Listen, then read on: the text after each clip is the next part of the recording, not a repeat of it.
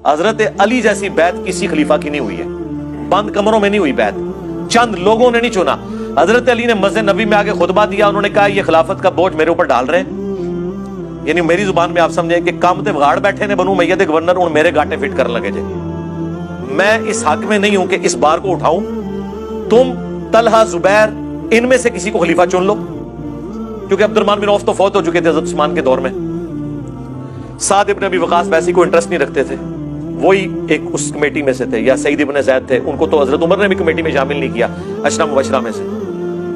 کیونکہ وہ بہنوئی تھے حضرت عمر کے۔ ان میں سے کسی ایک کو خلیفہ چن لو، میں تینوں خلفاء کے ساتھ وزیر رہا ہوں، میں اس کے ساتھ بھی وزیر رہوں گا۔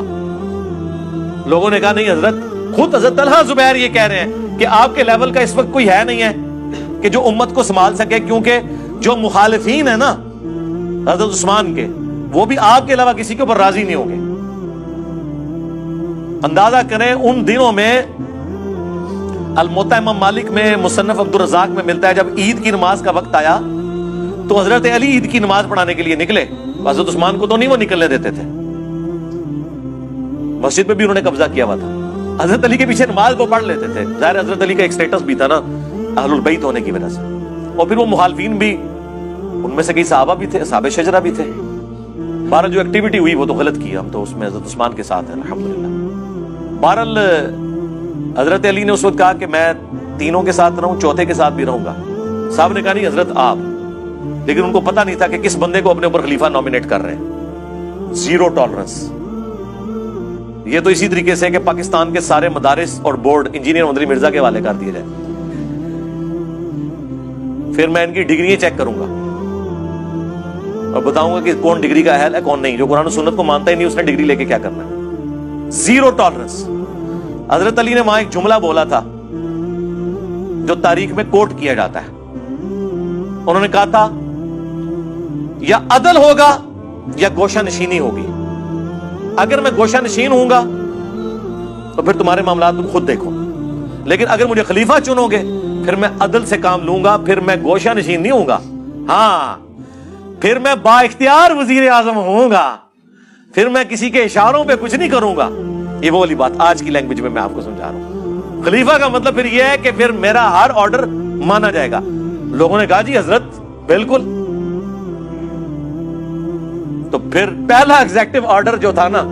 وہ یہ تھا کہ حضرت عثمان کے سارے گورنر معزول، جن کی وجہ سے یہ رعایا خلیفہ راشد کے خلاف ہو گئی،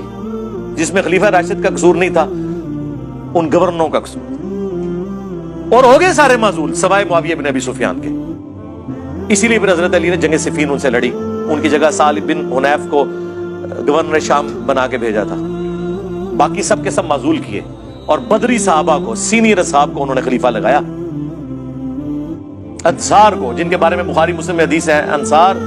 میرے بعد اور لوگوں کو تم پر ترجیح دی جائے گی، صبر کرنا یہاں تک کہ حوض کوثر پہ آ کے مجھے ملنا۔ ہاں حضرت علی نے انصاری صحابہ کو فرنٹ پہ لے کے آئے، تو ظاہر ہے کہ مجھے بتائیں جو پوسٹوں میں بیٹھے ہوئے تھے ان کو کہاں حضرت علی اعظم ہو سکتے تھے؟ یا ایک پرائم منسٹر آ کے کوئی ایسی ایکٹیویٹی پرفارم کر دے کہ کسی 2 نمبر آدمی کو اس کی بڑی پوسٹ سے ہٹا دے تو اس وزیر اعظم کی اپنی کرسی جو ہے وہ خطرے میں پڑ جاتی ہے۔ کسی مافیا کے ساتھ مقابلہ کرنے کی کوشش کرے، اس کی اپنی کرسی سٹیک پہ لگ جاتی ہے۔ لیکن اس زمانے میں چونکہ بیعت والا سلسلہ تھا، وہاں تو پھر یہ نہیں تھا ہوتا سلسلہ،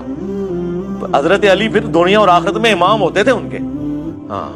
اسی لیے کسی نے چون چرا نہیں کی، چپ کر کے سب کے سب معزول ہو گئے۔ ایک نے کی، حضرت علی پھر پہنچ کے اس کو کچلنے کے لیے، وہ تو انہوں نے قرآن نیزوں پہ اٹھا لیے، وہ پوری تحکیم کا ایشو ہوا، وہ ویڈیو ریکارڈ ہو چکی ہے، انشاءاللہ تعالی کچھ دنوں میں انشاءاللہ اپلوڈ ہو جائے گی ہم نے، اور جس طریقے سے انہوں نے کیا، ورنہ تو کام تو ہو گیا تھا، مالک اشتر تو امیر شام کے خیموں تک پہنچ چکے تھے، بس ایک نعرہ حیدری رہ گیا سی۔